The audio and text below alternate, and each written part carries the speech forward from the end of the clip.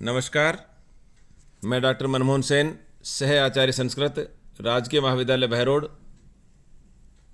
आज हम BA part प्रथम वर्ष के पाठ्यक्रम में निर्धारित रघुवंशम महाकाव्य के प्रथम सर्ग का आगे अध्ययन करेंगे। जैसा कि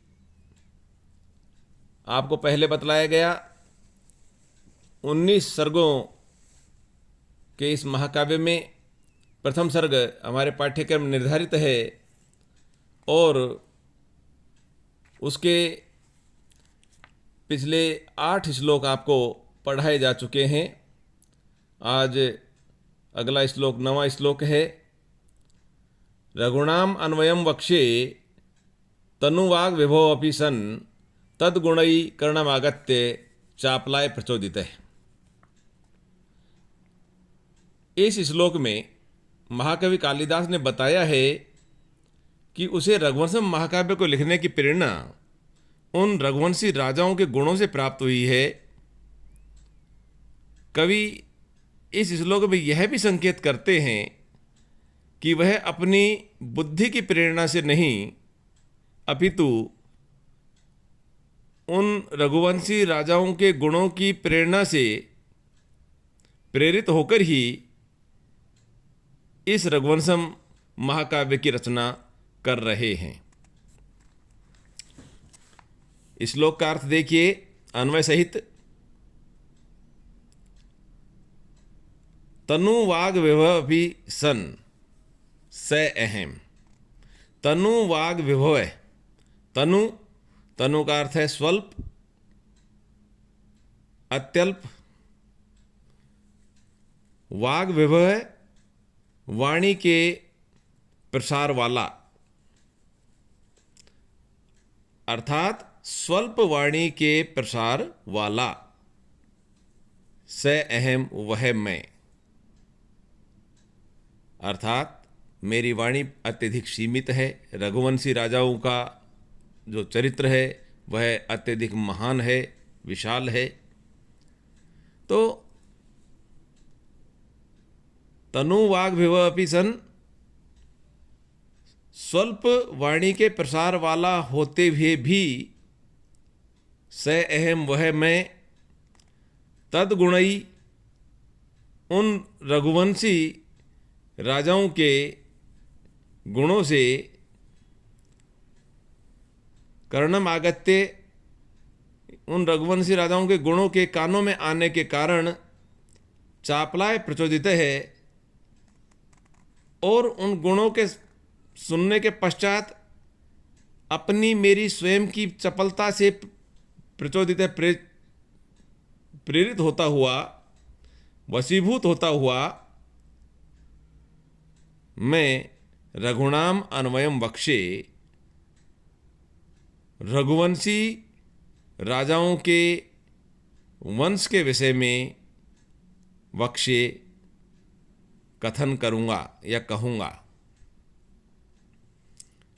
इसमें तनुवाग विभव में देखिए, वाचाम विभव है, वाग विभव है।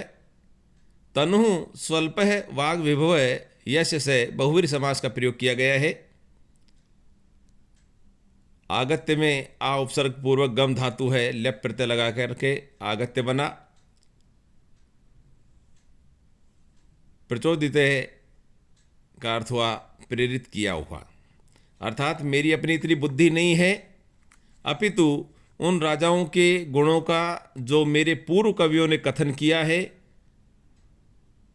उनको सुनकर के मैं चपलतावश या चंचलता के कारण बिना विचारे शीघ्र कार्य करने के लिए प्रेरित हुआ हूँ, यह कहा है इसमें।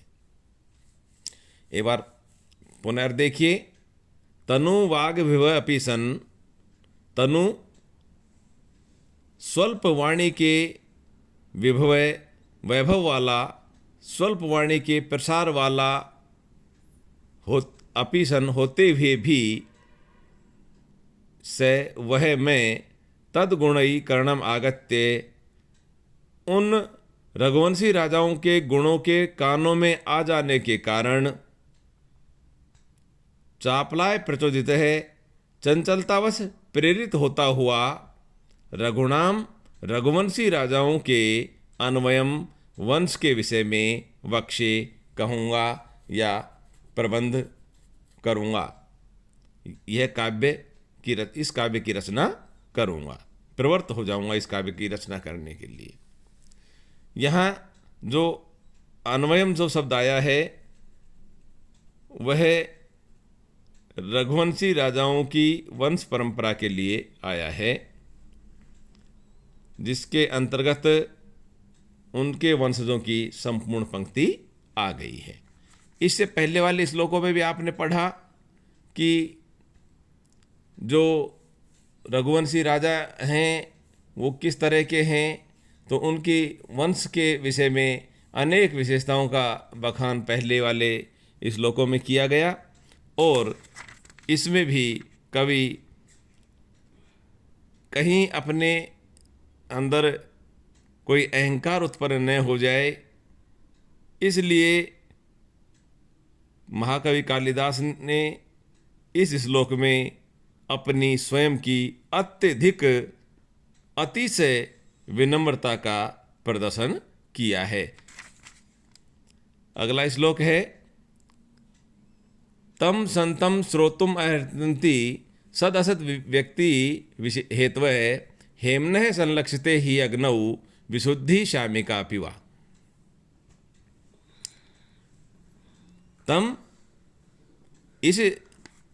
इस श्लोक में महाकवि कालिदास अपने महाकाव्य की परीक्षा करने के लिए जो काव्य रसिक सहृदय सामाजिक हैं उनसे प्रार्थना करते हुए कहते हैं, सद असद व्यक्ति हेतु है। सद असत, सत और असत, भले और बुरे की पहचान करने वाले। सत असत व्यक्ति हेतु है, भले और बुरे की पहचान करने वाले। संतः श्रोतुम अर्हन्ति, सज्जन जो सहृदय काव्य के रसिक जन हैं वे ही श्रोतुम अर्हन्ति, सुनने के योग्य हैं।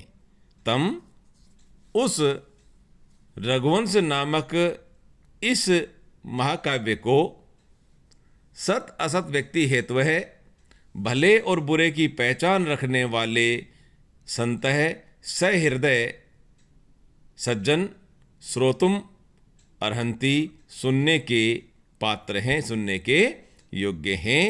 ही निश्चित रूप से हेम्नः विशुद्धि, हेम्नः सोने की विशुद्धि जो है, सोने की अच्छाई और बुराई जो है, सोने का निर्दोष स्वरूप जो है या सोने की जो विशुद्धि है, पवित्रता जो है, वह श्यामिका अपि व अग्नौ संलक्षते।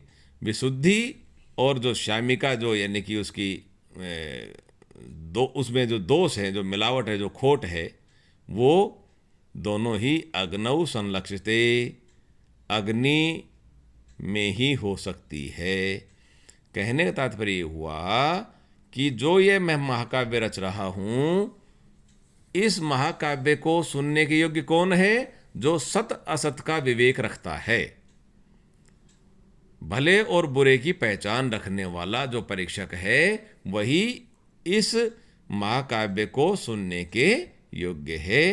क्योंकि जो सोने की जो परख है, सोने की जो शुद्धता और जो उसका विशुद्धता जो है, पवित्रता और अपवित्रता जो है, वो अग्नि में ही हो सकती है। अग्नि में तपाने पर ही पता चलता है कि यह सोना है या कोई अन्य धातु है। एक बार पुनर्देखिए, तम सद असत व्यक्ति हेतु है, तम उस रघुवंश नामक महाकाव्य को सत असत व्यक्ति हेतु है।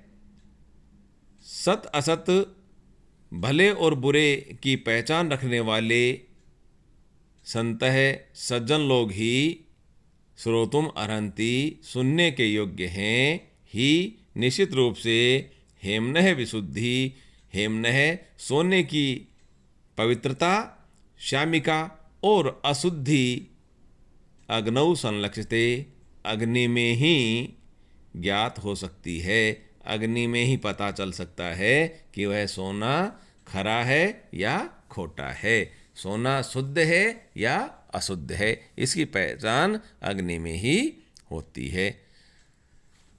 इसी तरह का यह महाकाव्य है कि जो व्यक्ति सत और असत का विवेक रखता है, जो ज्ञान रखता है, वही इस महाकाव्य की परख कर सकता है, परीक्षा कर सकता है, अन्य कोई व्यक्ति नहीं। जो काव्य प्रेमी व्यक्ति हैं वही इसकी पहचान कर सकते हैं, अन्य सामान्य कोई व्यक्ति नहीं कर सकता। यह महाकवि कालिदास इसमें बतलाते हैं। धन्यवाद।